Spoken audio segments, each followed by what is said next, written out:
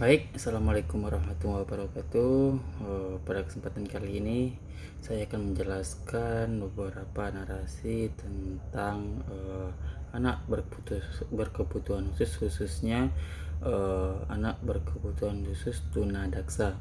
Tunadaksa adalah anak yang mengalami kelainan atau cacat yang menetap pada alat gerak seperti tulang, sendi, ataupun otot sedemikian rupa sehingga memerlukan pelayanan pendidikan khusus.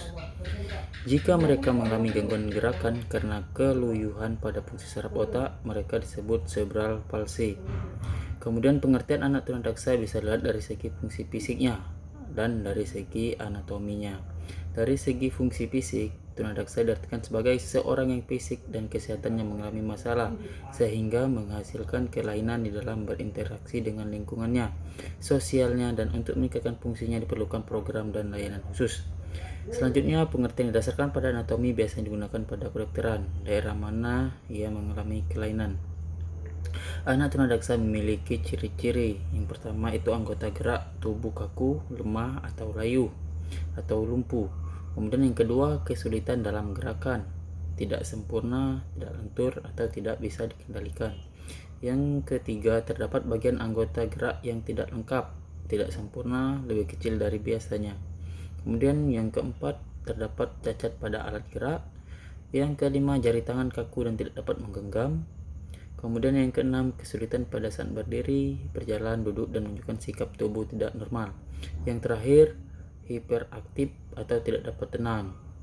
Kemudian kebutuhan belajar anak tunadaksa, guru memberikan pelayanan pengajaran bagi anak tunadaksa harus memperhatikan hal-hal sebagai berikut. Yang pertama, dari segi medisnya. Apakah ia memiliki kelainan khusus seperti kencing manis atau pernah dioperasi, masalah lain seperti harus minum obat dan sebagainya. Yang kedua, bagaimana kemampuan gerak berpergiannya, apakah anak sekolah menggunakan transportasi, alat bantu dan sebagainya.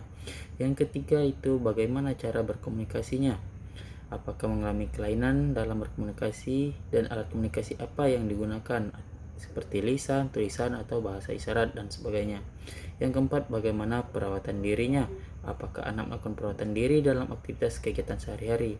Yang kelima, bagaimana posisinya. Di sini dimaksudkan tenang bagaimana posisi anak tersebut dalam menggunakan alat bantu, posisi duduk dalam pelajaran, waktu istirahat, waktu kamar kecil, waktu dan sebagainya. Baik, itulah pemaparan saya tentang anak berkebutuhan khusus, khususnya pada tunadaksa. Terima kasih. Wassalamualaikum warahmatullahi wabarakatuh.